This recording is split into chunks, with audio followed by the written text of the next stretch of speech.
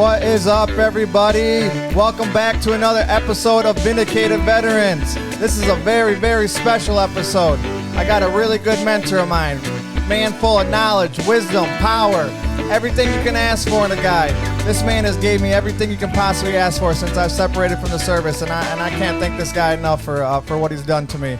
I'm going to get this music turned down. I'm going to formally introduce my buddy here, Craig. I'm going to let him take over the mic for a few minutes and just talk a little bit about himself. But I promise you, keep liking, sharing, subscribing right here to Vindicated Veterans. And I'm going to keep bringing you guys like this. Some powerful men and then women in this industry that's been there through those battles, that's climbed them mountains, that's been to the top and been reaching out and pulling people up. Hundreds and hundreds of them this guy has. So again, I'm not going to blow smoke anymore. I'm going to let him do some talking, all right? Again, Craig, let them know. Let the people know a little bit about yourself. I'm going to turn this music down a little bit, and we're going to let them know a little bit about yourself. Take it from the bottom all the way up to the top. We'll start from the crawl phase to the run phase, all right? Crawling and running. Okay, we can do that. That's the easy thing to do.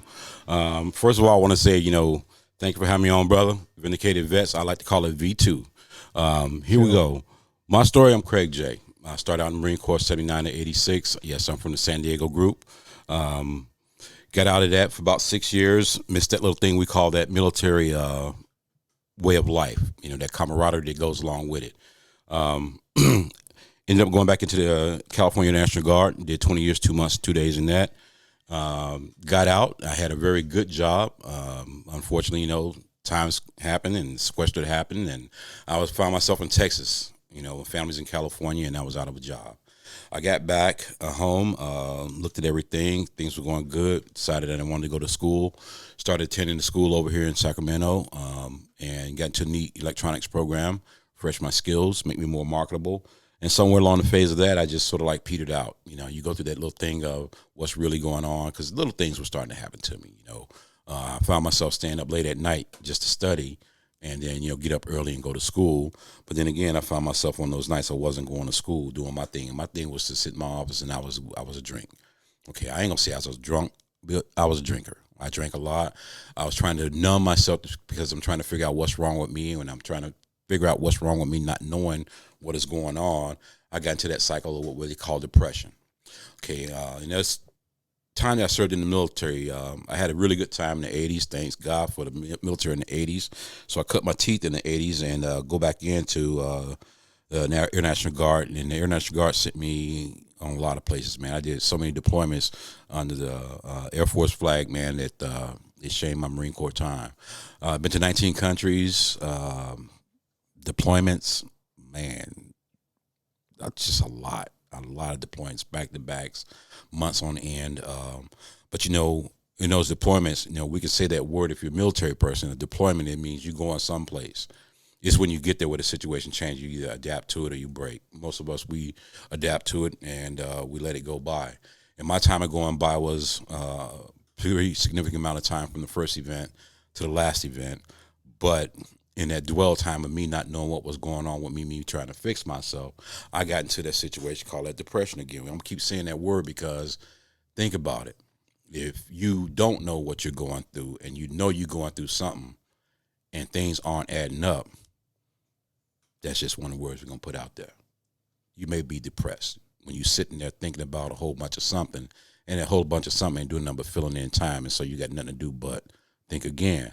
You ain't used to doing the things you always wanted to do, things you get out and do with your family, friends, even by yourself. You let all that go to the side, but that's depression. We're going to get into that a little bit later. So anyways, now my people stepped into my life, and one of them was our county veteran service officer. He saw something was going on with me between the time that he saw me last and said, hey, I want you to meet some people. I met those people, and it took me a couple of years to really acknowledge what was going on with me because, you can't tell me I didn't have a good time in the military. Good times and bad times, you still had a good time. So in some of the things that I saw, I left a little piece of me in those spaces and locations. When I get up to the CVSO and I meet these people and we sit down and we talk and we start to work on me. Hey, before the acronyms though, let's just make sure the CVSO, can we touch on that while you keep doing, because I know we're doing little acronyms and I just want to make sure that our audience, military and non-military, kind of know, what we're talking about here. Okay. Sorry to break you off. No, it's all good. It's all good. The CVSO is the County Veteran Service Officer.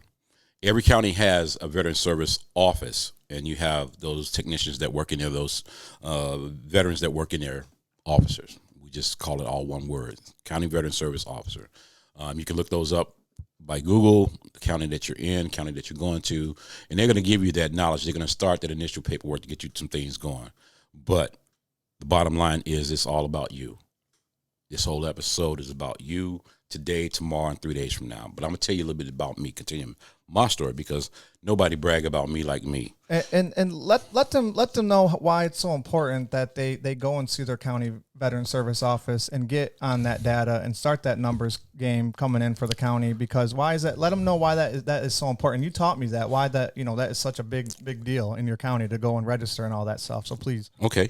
Well, first and foremost, we want you to go in to your county veteran service officer because when you separate from the military and you fill that paperwork out to let the VA know that you're not in the military anymore and that you are now a veteran, that's where it goes. It goes to the VA.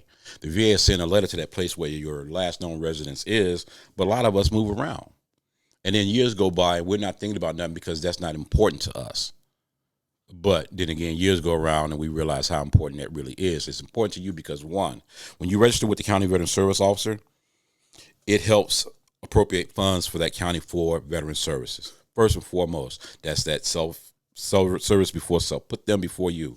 Doing that. Two, when you separate from the military, there could be something wrong with you that happened in the military, and you feel that you're still made of, steel and sticks and steel. You're out there doing your thing, but 10 years down the road, you may have a problem that resulted from that twisting your ankle or breaking your knee or having some surgery. You go in because you're a veteran. You earn these here things that the VA is here to help us with. One is always your medical. Always. You go into the VA. You meet the CVSO. Let's start with that process.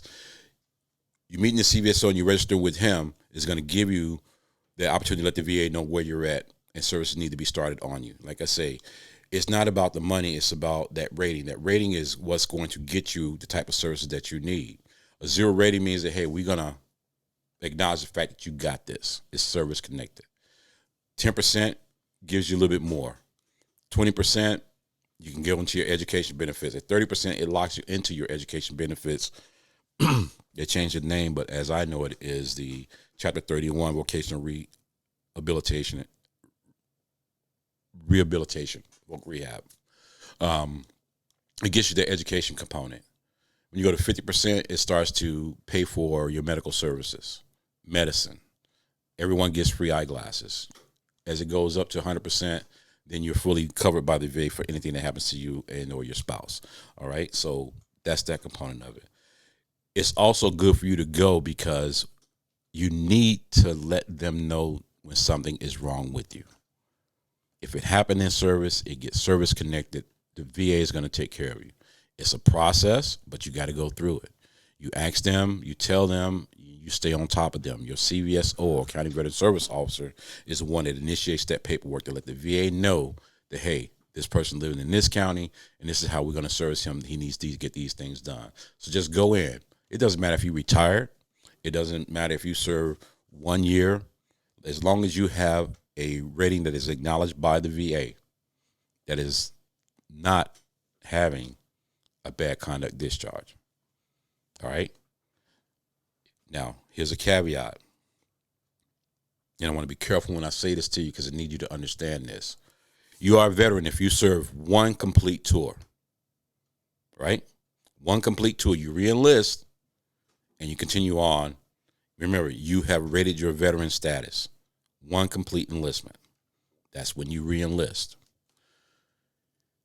If you get discharged for medical reasons, all right, and the VA acknowledges that, as long as it's not a bad conduct discharge. All right. You can serve 1 day in boot camp, break your knee in 3 places. More than likely, they're going to discharge you and you become a veteran. But it doesn't mean that those services aren't there for you. It's just that you talk with the CVSO who gives you the straight scoop on how to get those services. I need you to go in and do that, brother to brother, brother to sister. My story. I slugged, all right? I had my fall from grace. I retired. I did my thing, got out there, made my money, lost my job. I'm stuck out in Texas. Well, I wasn't really stuck, but I just got the worst news in my life is I'm in Texas, and I ain't got no job, and my family's in California. So I go back, I start school, I study late, doing things, getting good grades, and something clicked. Something clicked that happened to me that caused me to say what's wrong with me, and I don't know. Caused me to shy away from my friends, becoming snappy with people, push away from my family. I thought I was insulating myself by locking myself in my office at home and drinking, but I was actually isolating myself because I come to find out that I had that thing called depression. I was going through that cycle. Dun, dun, dun, dun, dun. But I went to see my CVSO, and he saw something in me that said something wasn't right, and he had me meet some people. And when I met those people, and I still understood what they was telling me what was going on, bruh, I was in denial because I had a good time in my bad times. And prior to all this, you never once saw any VA help, or you never seeked any assistance on that side of the house prior to seeing the CVSO. So you're kind of new in it, or were you kind of? Well, I was new in it because when I first separated, I went out to the CVSO and I registered and things like that. Mm-hmm. But then again, like I said, I stepped out into a really good paying job. It was taking me places. I was doing things, so everything was cool with me. I'm like everybody else. I'm good. The event was initially when I lost my job. When I lost that job in Texas, that's when I said, oh, man, what did I do? I freaked out. I panicked, sat in my hotel room. Of course, I'm drinking my Crown, and I figured it out, come home, started school. Everything's going good, but I hit that point where school wasn't satisfying me. I'm combining two things, my free time. I'm combining myself being in my office. Now my door is closed instead of me doing just homework. I'm sipping now, and then that became me just locking the door, and I'm drinking. The norm. And in your line of work especially, and I've worked with you a little bit, and I've got fortunate to kind of be under your wing, for a good 2 years or a year and a half, and learn a lot from you and the team that you lead over there at your job. Unfortunately, that seems to be the trend that we see veterans that are already at that point of too late, essentially not too late, but it's like. They should have identified this stuff if they would have just done their due diligence right when they got out of the military versus letting it just kind of snowball effect 5-10 years down the road, settling for jobs that they might not want to do or might not even be, you know what I mean? We see a lot of veterans that are doing jobs that are, just don't line up to what they were doing when they separated. Exactly. And that's settling. That trying to say that, that we immediately can recognize these things. It's not, because if you're getting out and you're grooving, even if you're just going to go to school, you're going to go to school and do your thing. If you have any type of trauma that you really experienced that's going to talk about this thing that we got, you need something to become its catalyst, something for it to kick back in. And that thing in a high percentile would be that dwell time. That dwell time is when, you just sitting there. You're thinking about the color blue, but you see the color red, and you trying to figure out, why am I looking at red and I'm thinking about blue? You start to cut yourself off from people. When you start cutting yourself off from people, when you first go to the VA, like me, the game was, I'm going to the doctors. I get up. Okay, they already know what's wrong with me. Can I curse? Yeah. Okay, I hadn't showered or shaved, absolutely. In a couple of days. So I get up that morning and I do my thing. I get dressed because I'm going in public. I'm going to see a doctor. Yeah. And I go in here, and this cat, he's like, hey, how you doing? I'm like, I'm cool, because ain't nothing wrong with me. Yeah. You think. I'm thinking. You're thinking. Okay, yeah. So he flipping through your chart, and he looking at, this. He only looking at what he's seeing. So that was my real dealings with the CVSO.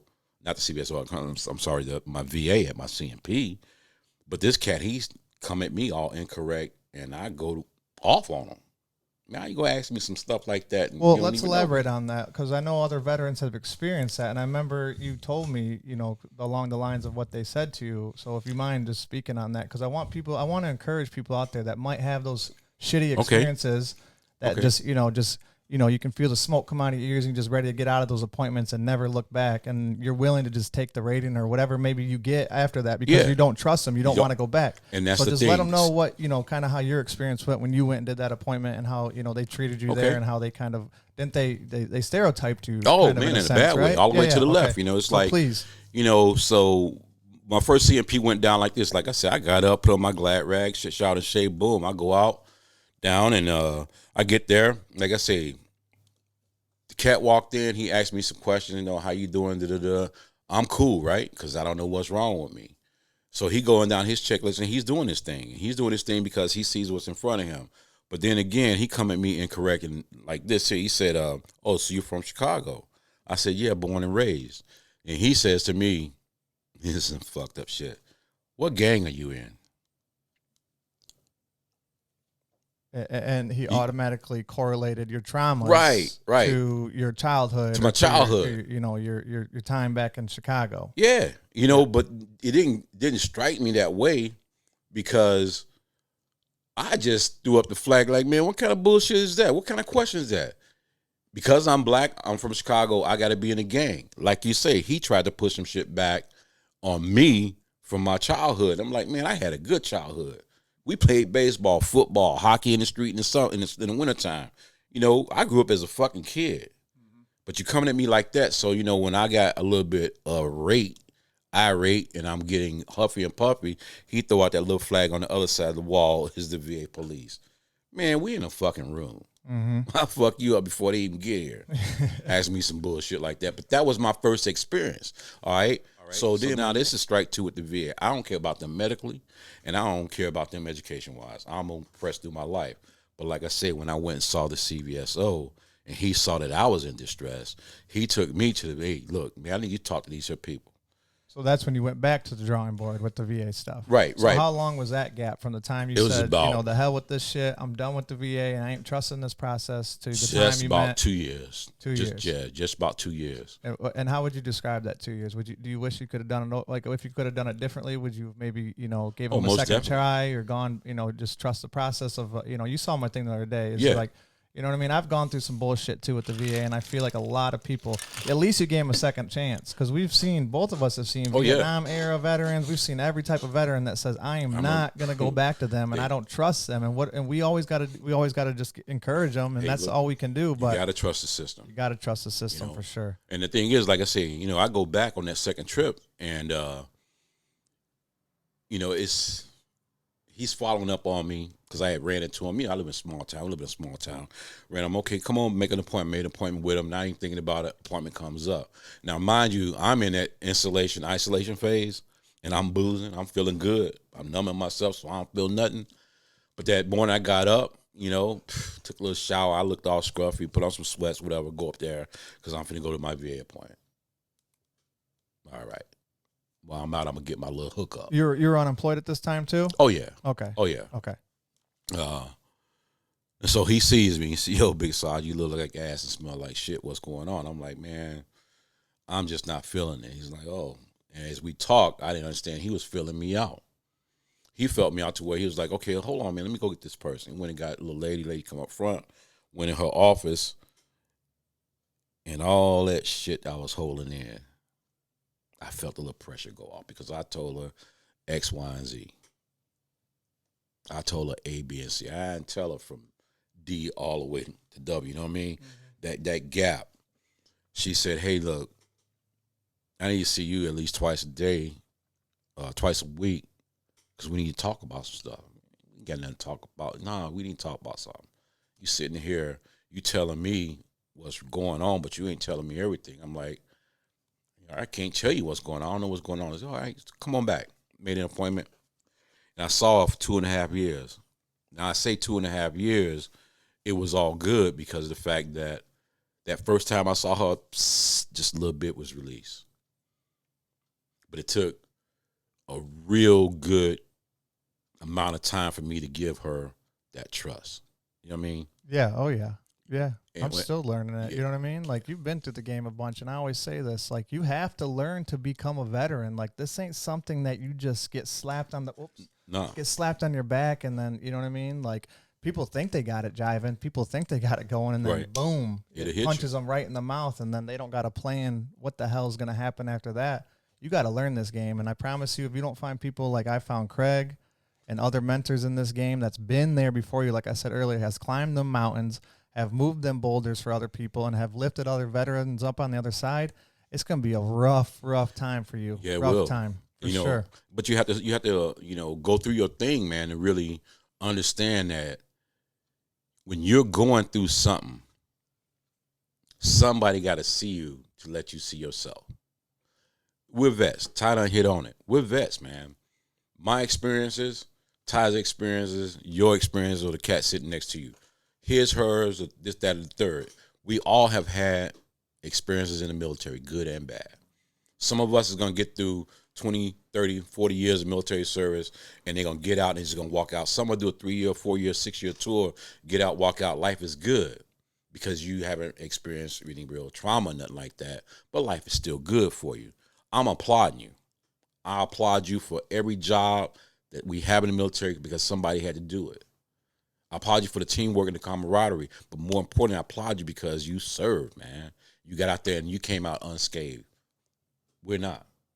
We got scars, all right? So in that saying, that CVSO and that little lady, when I sat down and talked with her, and finally, after like 2 years, 3 months, almost 2.5 years, I completely trusted her. I completely trusted her in a conversation that what I thought was 5 minutes was actually like an hour and 45 minutes. Yeah, for sure. You know?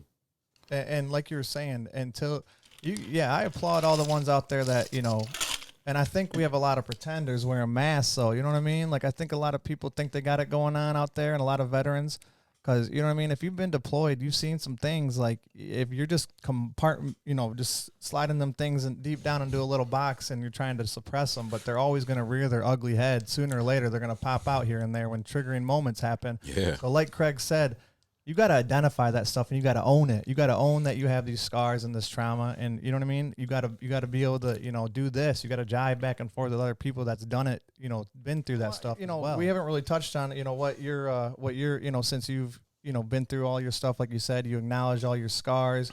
You trusted the VA. You did 2.5 years of therapy. You've encouraged me to do some healing myself as far as, addiction counseling and PTSD stuff. So I thank you for that, because I'm giving it back to everybody else, because I know what it feels like to go through that pain and that misery, and to not, know what it's like to have anybody looking out for you, not knowing what the resources are that are out there for us, or even other people that are going through the same thing with us. Like I keep saying, if it wasn't for this guy to, one day.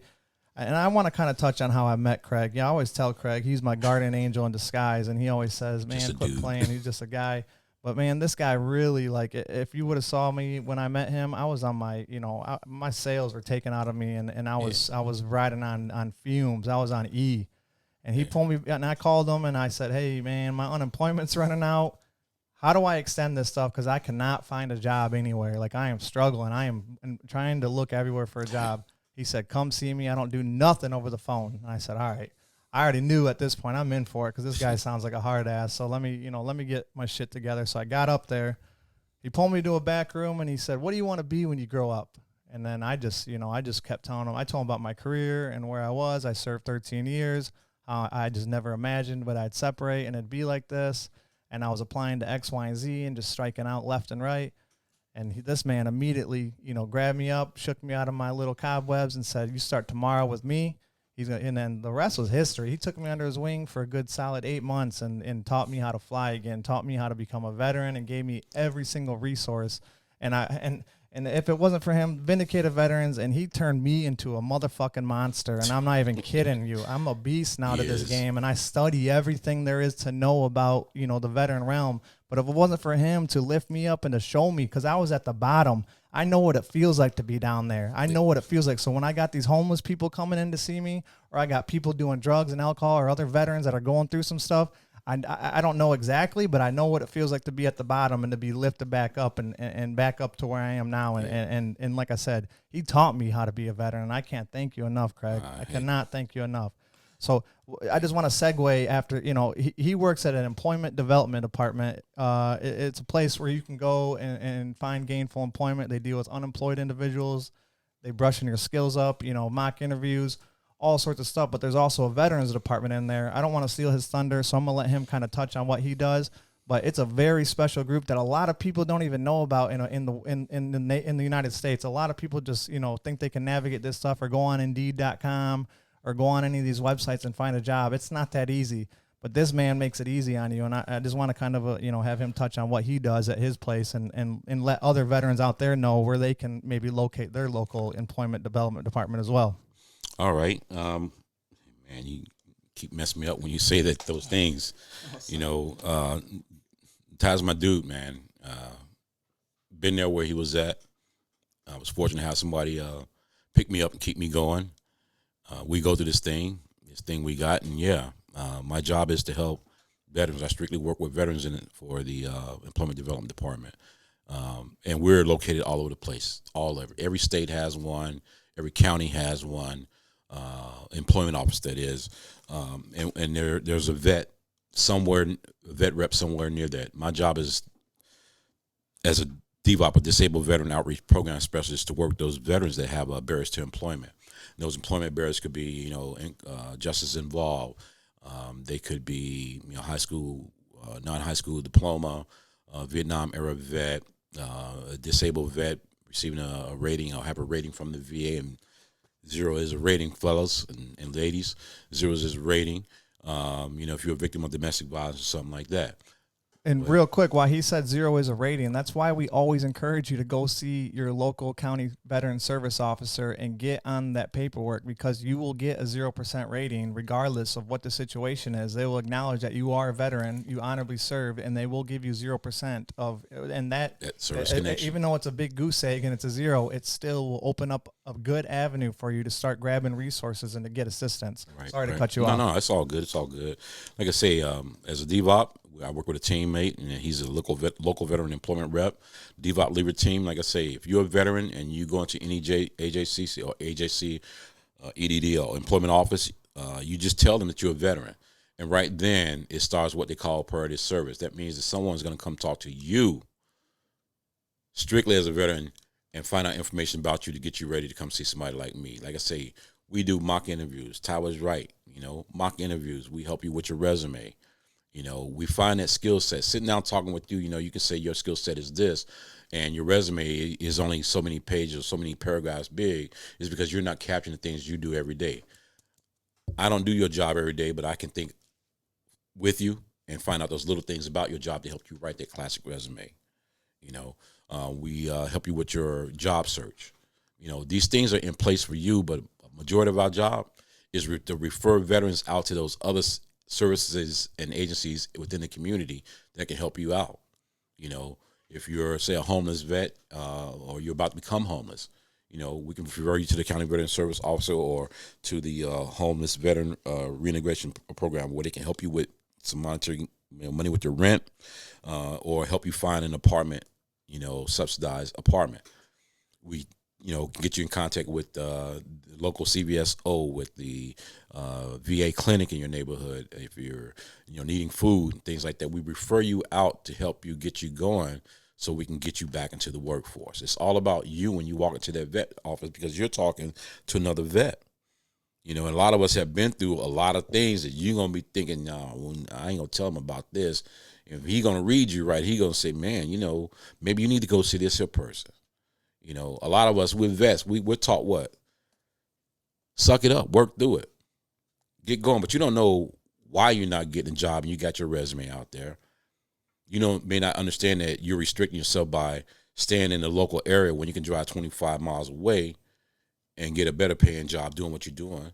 But see, these here things that we do as we talk with each other, I'm writing this here down, trying to figure out, okay, what else is going to stop him or her from getting that job they want. Those are your barriers, man. You can only see that you ain't working.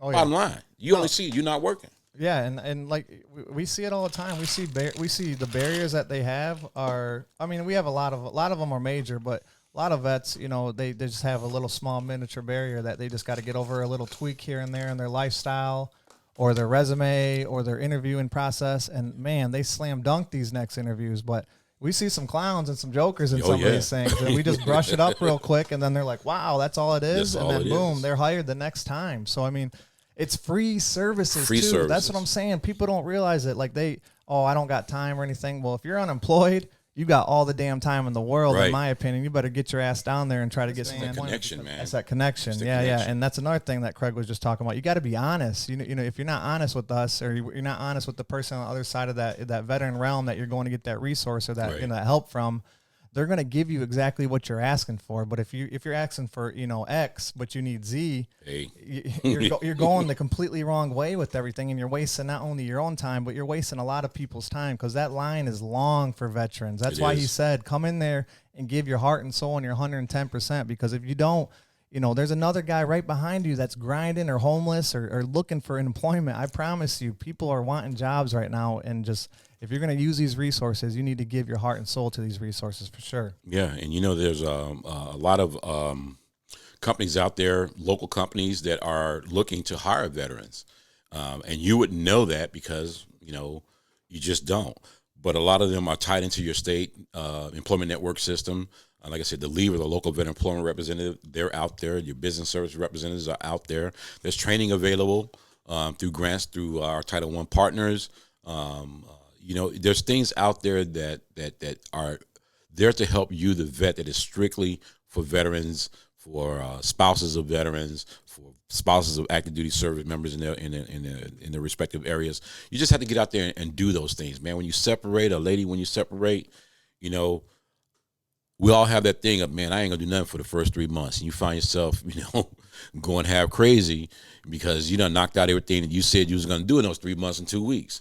But if you're really serious about going back into service, going back into the workforce, come on out there. You've been through TAPS. They told you all these resources are out there, but a lot of us, you know, don't remember all the stuff that they told you in TAP because they're throwing so much information at you. You know, when you get out there into the workforce, you get out there and try to find and grind, it doesn't work out. Come to your employment office. Talk to your DVOP. Talk to your leaver. Meet that veteran team, and they will help you get to where you want to go. It's through employment, the services, it's referral to community-based organizations, it's referrals to the VA, because guarantee you, they done been through what you're going through. I don't know. Right? But it's about you. You're a vet, you serve. It's about your employment. You know, think about no matter what you're going through, there's another vet that's out there. You got Ty right here, and now you out there in internet land. Mm-hmm. This is a connection right here. Let some of maybe the business owners know, or just people out there, what kind of tax credits and tax breaks that there are, because a lot of people are surprised when they hear about that, and it made me open my eyes up, and I was like, wow, this is a pretty neat program that they got going on in California. This is for sure. Okay, you have to look in your local legislation for veteran stuff, but I'm pretty sure it applies to the nation in a lot of places as well. There is. It's a work opportunity tax credit that's out there for an employer who hires a veteran on. You know, it's a year program. Like, say he hires a veteran, or he or she hires a veteran on to work at their company, and that veteran has to at least been unemployed for 6 months. All right, at least unemployed for 6 months. Now, in these times right here, you know, it can still work. But if you just been out and you ain't been getting that job, talk to the DVOP leaver. That employer will receive a tax credit by hiring you. And it goes from increasing percentages of 20, 30, or 30, 60, 90% for over the course of a year. Or if you don't stay in the job a year up to that point. But that's a credit that an employer looks at. It's like, wait, hold on. I can hire him and basically use him as a tax credit. I can pay you for nothing. Yeah, get some Come of your on money now. back at the end of the year. That's in your arsenal. That's in your arsenal, not mine and yours. That's a tool you can use. Go talk to that DVOP. Go talk to that leaver. Ask them, yo, I heard about. Man, I didn't know he was there. I pass out, my business card like candy, because you can't tell the face of a veteran, but you can tell that veteran when you start conversing with him. Mm-hmm. You know, we speak our language. Yo, man, what do you do? Oh, dude, here, take my card. You take two, get one to one of your buddies because they don't know the service that we provide. Even if you working, man, go down there and talk with that DVOP or leaver to figure out, find out some more information on something you can pass on to another vet. Absolutely. You know? And a lot of these vets don't know that these state services are, like you said earlier, priority of service. So that means you can walk up in there, and there could be 500 people in line, and you were the only vet there. You walk up, identify yourself as a veteran, they say, all right, come with me. And you're already back in the back taking care of business, getting your stuff done. This is about you, man. The leaver goes out and meet those employers. The business services rep goes out and meet those employers. They know who's working around your community. There's federal contractors out there that are contracted. They're supposed to have a percentage of their workforce supposed to be veterans. No, absolutely. And, like he's saying, the local veteran employment representative will go out to, any union or construction play or anywhere. All the employers shake their hands, look the men or women in the eye, the manager or the hiring manager, and say, hey, are you willing to hire veterans? And if the majority of them say yes, and then that's that instant relationship that these guys are making. So when these veterans walk through the door and say, hey, I need a job, I need something to just bridge that gap. And, that's the thing we always talk about, bridge that gap. If you're shooting for the stars, you better start bridging that gap to just at least get there. You better start, pushing the pedals a little bit. So we'll get you a job at Home Depot or Lowe's or, somewhere of that nature. And then we're going to bounce for the on-base job or the GS job or the contracting job. But, having money come in and no money come in, you always want to have income coming in. So we're going to bridge that gap, and we're going to keep walking that gap until we get to the end goal. That's what he always tells people. Get to the end goal eventually. Yeah, it's like you said it earlier that some people come in and they're set it and forget it. They got a good skill set. They just need to have that one little tweak made, and they get that job. All right. But then again, those that are more distressed, you haven't worked in the last 5 years. Let's say you've been you've been incarcerated or you've been on the streets for 5 years. Whatever the case may be, sitting down talking with, okay, well, you did this here. Okay, yeah, okay. We do that. We sit down and we talk with you, not to you or at you. We listen to you because this is about you, us providing a service to you. And so when you start to tell those things of what you did, okay, well, all right, now you got a 5-year gap. We got to breach that gap in some way. So let's do this here little transition job. Find your little transition job doing something similar to get you back into the workforce, to bolster your resume, show that you've been doing something. All right. So now that transitional job can lead to the job of your dream, that job that you've been doing before. Let's say something simple like you a warehouseman, forklift operator. Okay, we get you something, boom, get you your forklift service certificate. You've been shown that you've been working at this here place doing this here. Now we do that functional resume to get you into the company X as a forklift operator. It's all about steps, man. If you just jump off the back of the truck and you got that fly resume, that style resume, that good resume, and you just need a tweak, boom, you good. But some people step off the truck and they start running. And the distance between them at that point and that truck keeps increasing. And you got to fill in that time space, that gap to get to where you want to go. So let's get you back. If we can't get you on that truck, let's get you on a hoopty at least. Oh, yeah. Get them on that hoopty. And another thing I want to talk about, I talked about education benefits a couple weeks ago on one of my episodes, and I just want to touch on something that, Craig offers and a lot of veteran, services offer, veteran resources offices offer, is something called the VA work study. So if you go to school, I think 10 credits or more, 9 credits or more, 9. Three-quarter time. So 8-9 credits if I'm not mistaken. You'll get paid, your local whatever. It's and not only that, but the glory of this program is that you're getting mentorship. You're getting, it's basically a free internship while you're getting paid to learn how to be a veteran service officer, to learn how to work at the VA, to learn how to service veterans. Because it's a great program. So just look it up in your local. If you're going to school right now and you don't got quite time to work, but you still want to learn a little bit, you put in maybe 20 hours a week or 10 hours. They'll let you work at your own pace. Yeah. And the VA pays you tax free. It's a great program to learn a lot of good stuff. It is. It's the VA work study program. Like Ty was saying, if you're going to school 3/4 time, the VA will pay you to go and work somewhere. Okay. And generally it's in most of your county offices, state offices, federal entity.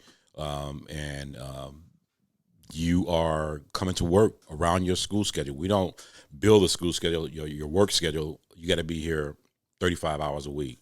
No, you going to school, X amount of days you're off, or you're off so many hours a day.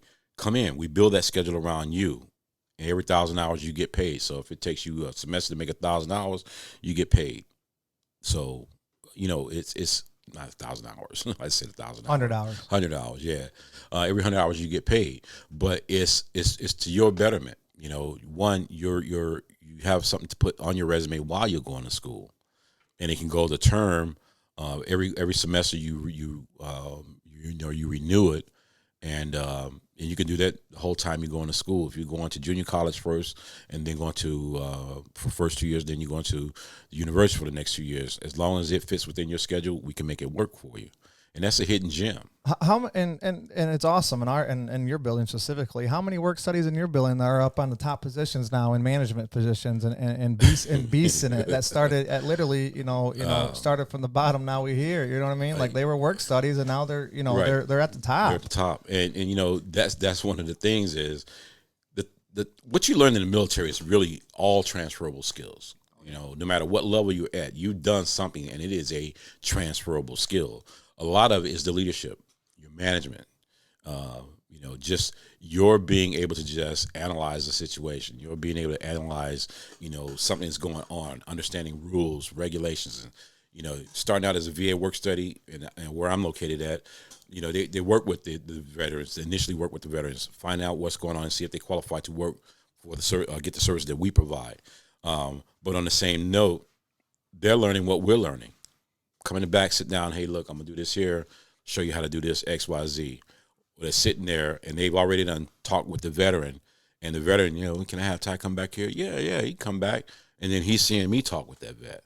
So piece by piece, you're picking up things, but it's that camaraderie, that shared thing between veterans that makes it not work. Yeah. When I say not work, mean not like it's work, but it's it's that it's fun. Fun. Yeah, it's camaraderie. It's you enjoy going to work, and I enjoy just me and Craig just always just sharing memories and fun, and then not only that, but when these guys walk out the door, we're giving high fives. Like, man, we just helped this guy. This dude's going to get a job. He was literally hurting just 3 days ago, and now the dude's back on his feet. Like, there's nothing more gratifying than that. You know what I mean? And when you're doing a job that fills your heart like that, and you go home every night and you're able to just go to bed at night knowing that type of action is happening, that's why I love this gig. That's why when I found you and you started introducing me to all the amazing stuff that we can do for vets, it was a no-brainer to me. Like pinging, like you said, go to work, have fun, do the camaraderie thing, and help my people. Like all the vets that are struggling, and I can do that. It's a no-brainer. It's been awesome. But it's you, man. It's never about me or what I can do with you. It's about you and what we're doing together, because my job is nothing without the vet. No, yeah, absolutely. And I don't hold my job as something that I do for myself. I'll say that when I got my job helped me, if that makes sense to anybody. I was going through my thing, and like I say way back, I had that moment where my little 15-minute time span was actually over an hour, and that was when I actually trusted my doctor. Yeah. And that's the moment where it all just clicked. Yeah, because I told her everything. And that's when you're doing your current job now. You're falling into that position. Yeah, this is leading up to my job, because there was some there was a personal reconciliation from me to me by letting all that stuff that was in my head out. That was my traumas.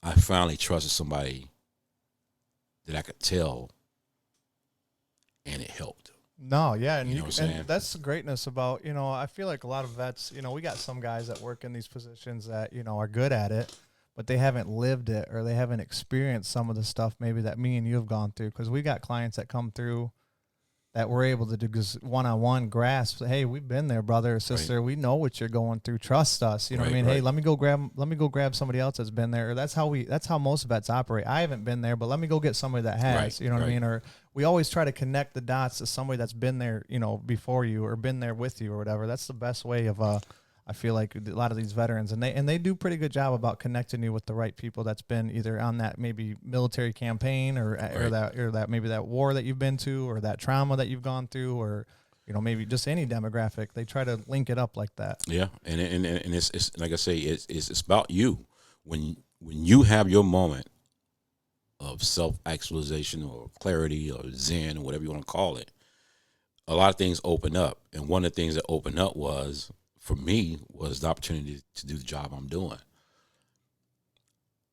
I could do my job search at home, but I would go down to the one stop and more socialized because there was a group of vets there, the VA work study crew. They were all vets, and so I walk in there and we going back and forth. How vets do it. Yeah, we talk, smack each other, we laugh, and tell jokes and things like that. And the position opened up, and I got hired into it. But it was like 3 months after I started the job that I realized that the job was bigger than me. Yeah. And my job is to help someone, and that in turn helped me. Yeah, for sure. I think That some of the best therapy is helping others and giving back. And I think that's why I've started this too, is because I saw so many vets coming in when I was working with you and just doing posts, working with you and just seeing other things. Since my mission has started doing this, is just seeing so many vets that come in and just lose a twinkle in their eyes, if that makes sense. I had it. Yeah. I lost my twinkle. You know what I mean? You had to bring that fire back for me. You had to, you know what I mean? And then when I saw you, you know what I mean? It was just a building block. I said, all right, he told me he was like me. I was just like you years ago, you told me, but you can get out of this. So you were there for me and you battled through and you got that twinkle back in my eyes. Bro. So, you know what I mean?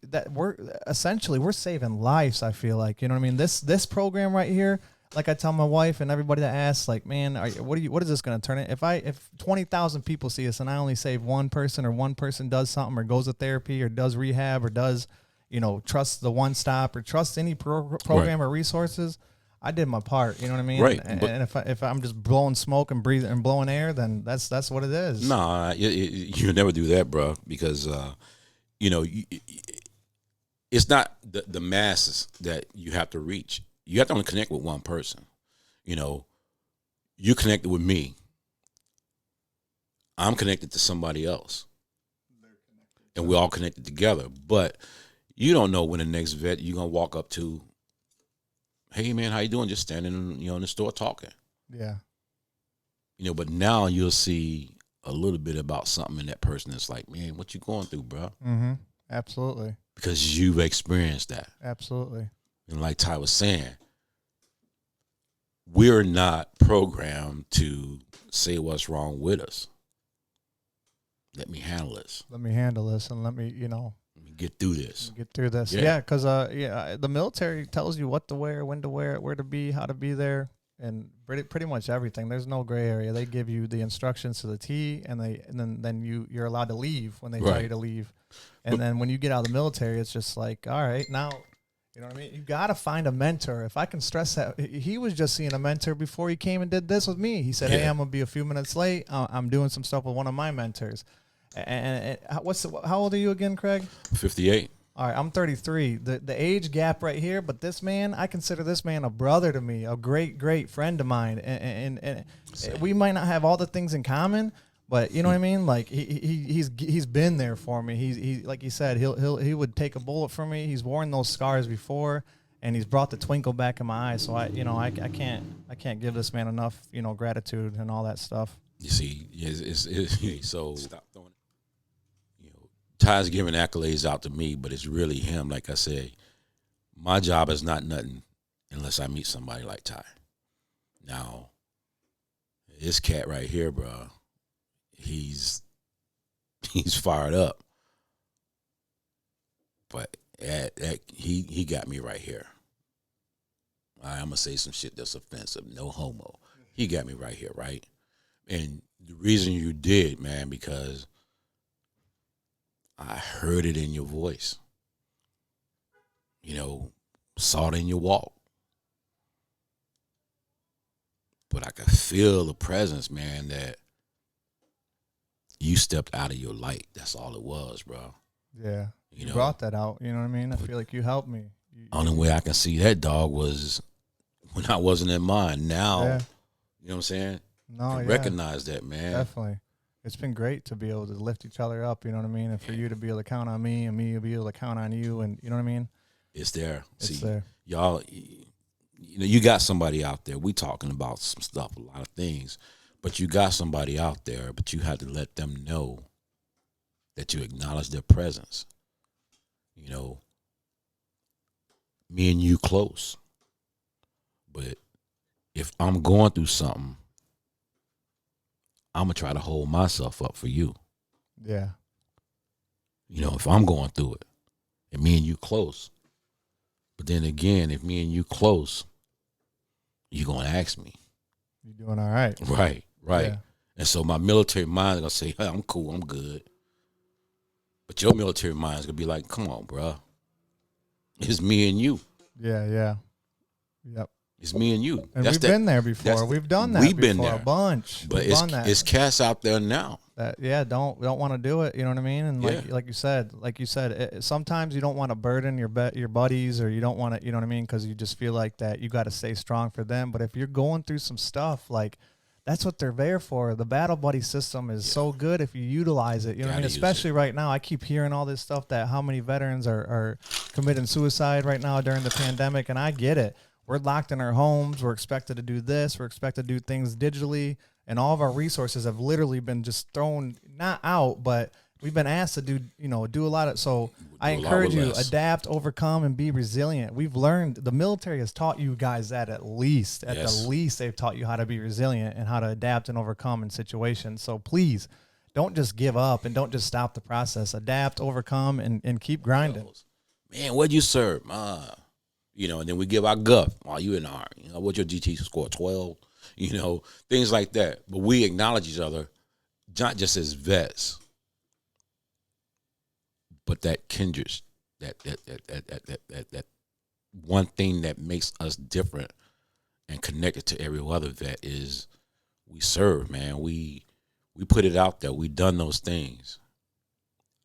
And we could be standing amongst a football stadium full of people, and they can all be looking at the same flag, but we get a different vibe when we see it. Oh yeah, it means it's completely different. Completely different. Them tingles and that, the memories and not always good, but not always bad. Not always bad. You know what I mean? Some great, fantastic ones, some terrible ones, and some a lot in between. But it's always that, like you said, that camaraderie and just something about it that just.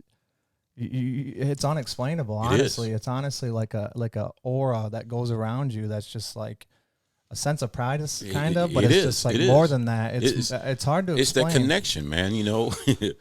California Veterans Resource Book is the Bible for California, and you don't got this, you're doing yourself a displeasure.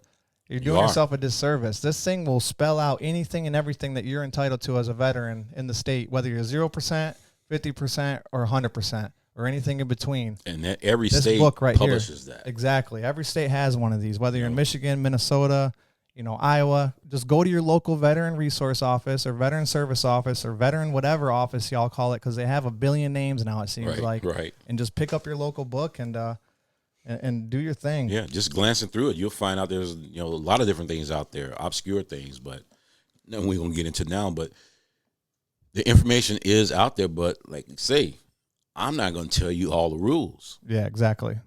So when you got to put in your grind to get something happening, ask the CVSOY, what's the reference for that? Mm-hmm. And they'll give it to you because that's the tools they're using.